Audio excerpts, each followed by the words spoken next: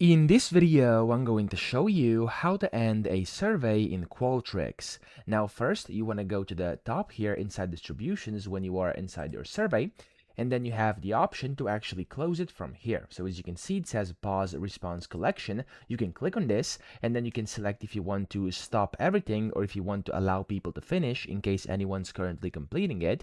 And you can just click on pause response collection, and that's going to do it, and it's going to essentially end your survey. You won't be able to collect any more responses. And then, of course, if you want to go back, you can click on resume response collection, and it's going to go back online and become active again for new responses. That's the first way. The second one is if you are here inside your projects menu, you can do this from here as well. So click on those three dots next to your survey and then click on close. Again, the same menu will appear. Click on pause, and that's going to basically pause or kind of end your survey, okay? Because it can be closed and it can stay that way. It doesn't actually have to get back to the active mode, okay?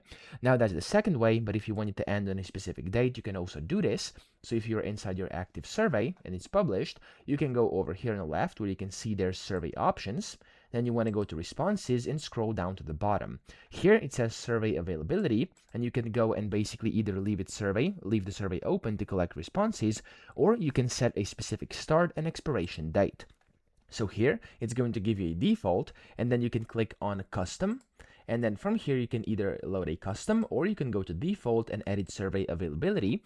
And then you can set a start date and then also the expiration date. So for example, here, as you can see, this is like 1 month over here. So I can go and change this date to, for example, let's say like, let's just do the 1st of May over here. And you can go and click on save changes, and it's going to save it, and the survey will expire on that specific date, and it's basically going to end. Now, then you have to publish it and save it, and you're good to go. So those are kind of all the options you have. I hope this video helped you out. If it did, please subscribe to the channel and help me out as well.